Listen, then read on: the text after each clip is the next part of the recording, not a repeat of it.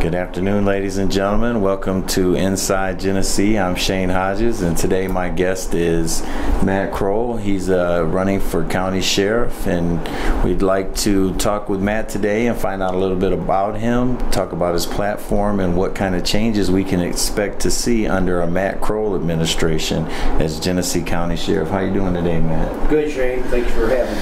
Yes, sir. It's good to see you. It's really good to get this connection with you now, to bring you to the people and let people know what's gonna, what are their options for change in this community, because that's what is going to make things different. We have to make changes. Sometimes they're tough and sometimes they're hard because it's been a certain way for so long, but it's time to make a change. Let's make positive, healthy change. Exactly. So, a lot of people who don't know you, what about your law enforcement background, training, anything like that? Were you in the services, any special forces, anything like that, or you're just... I did join the Marine Corps in 1978. I was a rebellious kid. I got into a fight with my DI. They sent me home under a general discharge under honorable conditions. I am not a Marine. Okay. I did not graduate. I do not have a law enforcement degree. I've never been involved in law enforcement. I do know the law, though, yes. and it's more of an administrative position for sheriff, and under sheriff on down, they all have to be certified police officers, so they understand the state and local laws. The sheriff is the only elected law enforcement in all of the United States. There's a good reason for that. He is the protector of the people and the defender of the people's liberties. Okay. And I have been involved in disaster work around the world. I have a disaster organization, and I also at times have been an armed escort for some high-profile people, including some celebrities, and I've done that for about 25 years now. Okay. So I have a security background. Okay, so that's and it's encouraging to have someone who cares deeply about their community, cares about people, come forward and try to make a run at making this change, because that's what we need. I believe we need the personal approach, someone who is a member of the community, not the good old boy network of union and this and that. That it's over. It's time for us as Americans to use our rights. It just, one of the things that bothers me, for example, numbers. 326,000 registered voters in Genesee County. 20% showed up. Not even 20. Not even 20%. Just under 20%. So, that's horrible. There is so much on the line in our community. Absolutely. And your right to vote, it was fought for. It's Absolutely. Not been an easy road, and it's designed to protect us. But if you don't participate, you fall victim to...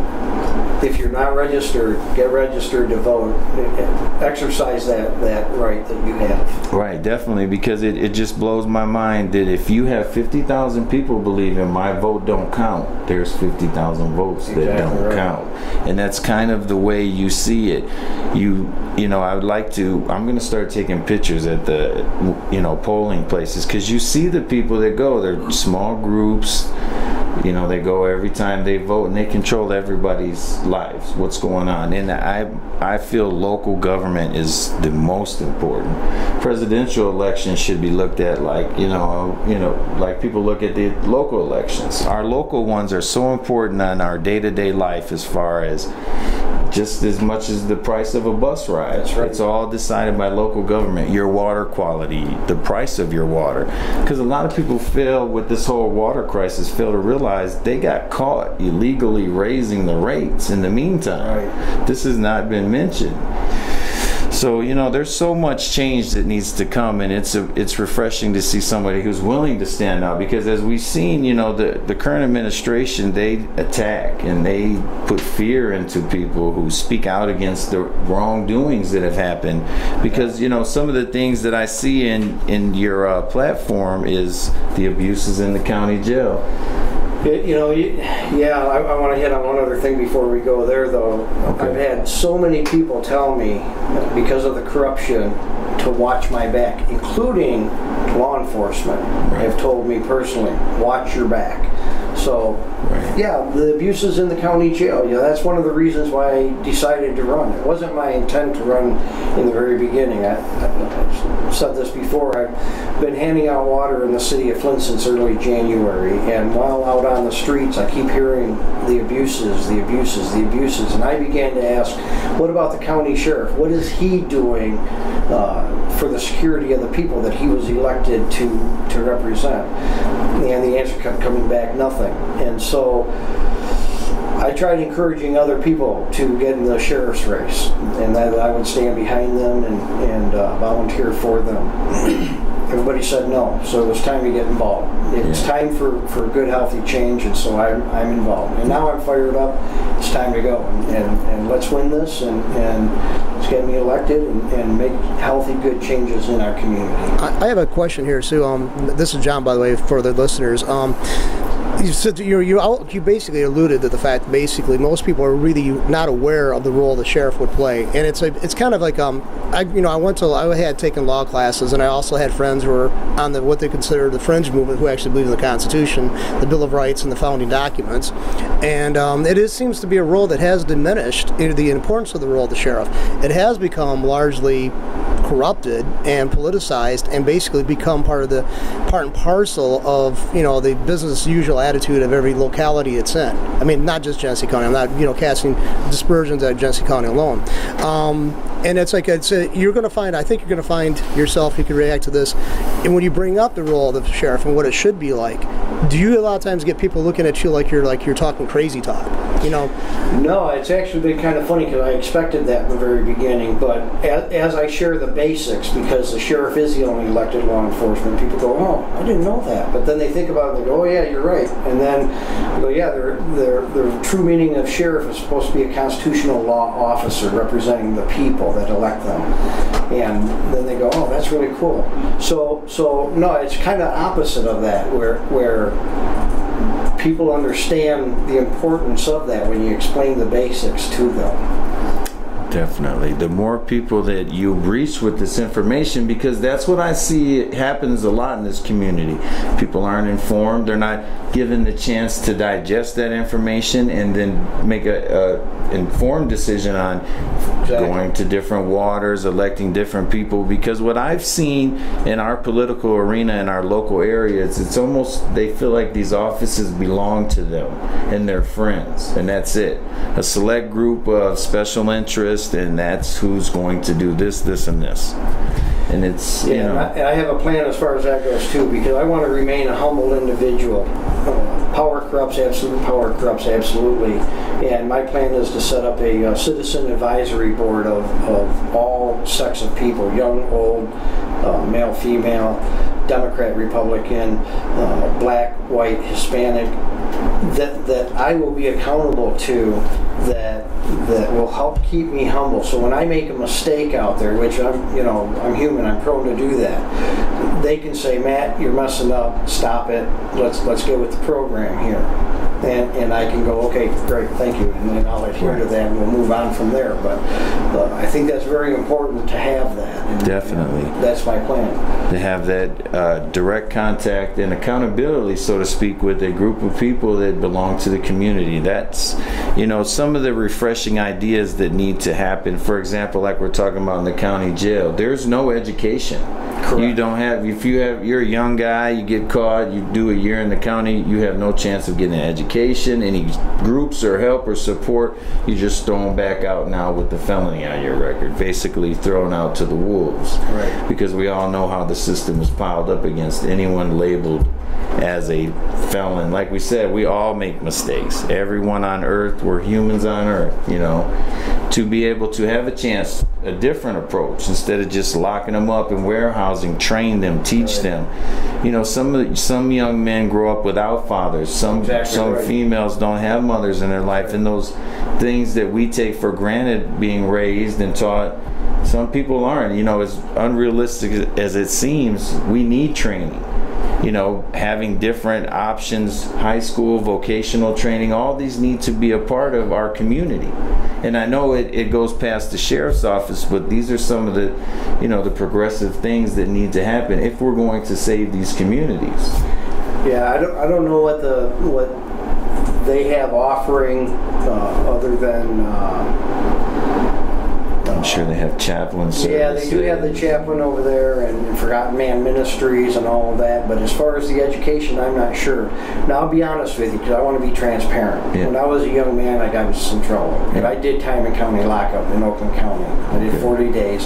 While I was there, a social worker came up to me and asked if I had high school diploma, asked if I had a GED because I did not, and I actually got my GED before I went into the military, but it was something that they offered in the county jail. Right. And I think that'd be very important to offer here if it's not available. Definitely, and it's not available in the Genesee County Jail. You don't have that opportunity, right? And those are some of the small things, grant funded. I'm sure that it's available. Absolutely. If you just go after those type of resources. Exactly. What we see in our county, for example, is our motorcycle parade brigade, whose only job is to do figure eights while the sheriff works. Those motorcycles and those officers, I feel like they're being wasted. There's different things that could be done. What do you think about that? Well, I think that, I believe that there's 18, I could be wrong about that number, but my understanding is there's 18 motorcycles.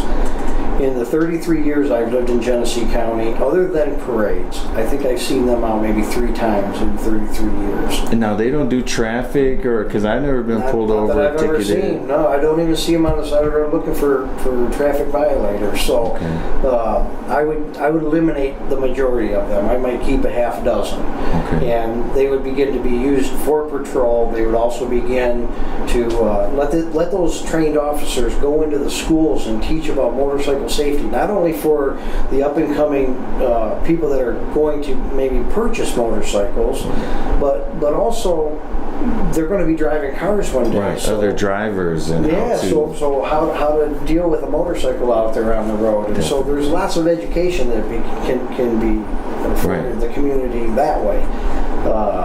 The high-speed pursuit cars, let's get rid of those. They're not being used.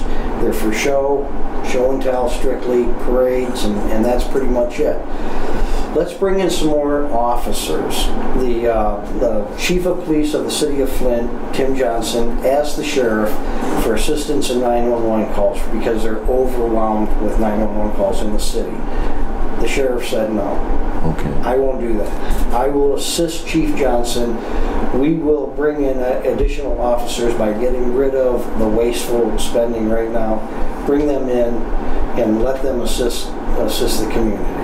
Yeah, and I think it's time for a shake-up in all this stuff because you see the headlines for the elder abuse and the animal control. If you know anything about Genesee County animal control, it's totally out of shape. People have been getting in trouble for lots of different things. It's not working. Yeah, and I'm not going to stop. I'm not going to stop those. Those are good programs, right? They're honorable programs. I'm not going to stop any of those. We need to not have elder abuse, people taking advantage of elders' monies and all that kind of stuff. Same thing, I own little dogs, you know, and I've owned big dogs. My dream as a kid was to be a veterinarian. I had horses and rabbits, and my kids were raised on a small farm north side of Fenton where we had cows and pigs and chickens. And, so I'm all about,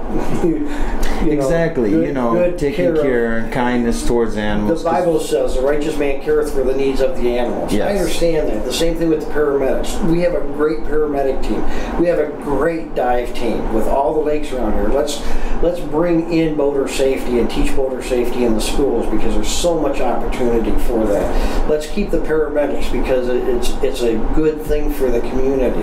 Yes. So those things wouldn't change under my administration. It would just be enhanced and updated. And because that's one thing I think needs to happen is it just needs to be updated. The county needs an overhaul. And the voters, the people are starting to speak. We've seen a big change I hear in the it daily on the Genesee County streets. Commission. Yeah. That was a big change with 4 of the 9 not coming back. Yeah. So, and that to me speaks of our community being educated and making correct choices. It's time to change. That's the consensus out on the streets. I hear that daily. It's time for change, and Yes, it is. And it's really good to hear that you, as a sheriff, would not just say it, but actually take time and focus on the city of Flint. Like we spoke about, it is the county seat. It's the county it seat. Should be the jewel of this county. The beacon of hope, the shining light. You go to other communities, and like I was down in Hillsdale County a month ago, and I drove through the county seat, and I was like, look at this. People take pride in it. Right, definitely. Well, let's do the same thing here in Flint. Flint has that opportunity. Yeah. Flint is a great city. Yes, it's it a is. great town. It's got great people in it. And so let's build on that and build Flint back to where it's supposed to be. Definitely. I'm with you 100%. Just looking over a few of your platform, is there some things you would like to let the people know that is really near and dear to you, and the motivating factor behind what we can do as a community? And stopping the abuses in the county jail, stopping the crowding in the county jail. I think we hit on a couple of those. Yes. I want to see public servant brought back into the sheriff's department, and I believe that the sheriff's department can then begin to reflect within the rest of the community. You go to the county courthouse because you have to file paperwork, or because you're a family member of somebody that got in trouble, or you've been accused of a crime, right. Innocent until proven guilty, right? Exactly the way it's right. supposed to work. So you go there, and the deputies are like standing there like at attention, like some kind of Stalag 13 guard, and they're like, empty everything out of your pockets. And you go, hey, how you doing today? And they're like, I said empty everything out of your pockets. Right. And forget that. It needs to be, how you doing today, sir? Would you mind taking everything out of your pockets? Procedure. Wouldn't that be? Yes, it's definitely. no more words, no less words, but attitude is everything. Yes, it is. So you're a public servant. You're hired by the people. You're paid. Your salary is paid by the taxpaying people, whether you have committed a crime or not. Treat everybody the same. Treat everybody with a smile. There's nothing wrong with that. You're going to make them feel better. Let's bring community trust back from the police department, so that eventually that can come back into the police can begin to trust the community as well. Right. But it starts in the police department first, because you're the public servant. Right. And it starts with the sheriff, because he's the main guy. And if I'm going to bring it back to where I greet the deputies and the clerks in such a way, then I expect them to treat the community in such a way. And I know that if I walk into a store and I say hello to somebody and I greet them with a smile, they return that back definitely. to me. So let's do that. You get what you give. Service. Yes, I wholeheartedly agree that integrity and ethics need to be returned to that county jail. Absolutely. The deputies need to treat people with the same respect that they demand. Absolutely. And that's where we're at right now as a community, as a nation. We see it all blue around lives the world. do matter, but all lives matter. Yes, they do. And that's where we're, these different subgroups are breaking off, but it's really all of us. It's Absolutely. us, the American people, regardless of your cultural or your color or whatever differences you may have. We're Americans in America. Absolutely. And we should treat each other as such. And that's how I stand on everything as far as people's rights. Yeah. We're Americans. That's exactly right. Some of the other programs is Coffee with a Cop, so that people can begin to understand police officers and they can befriend them. Yes, that is an excellent program. I go to everyone I can to meet these people that, when you're pulled over, there's nothing like that fear of being pulled over, what's going on. Right.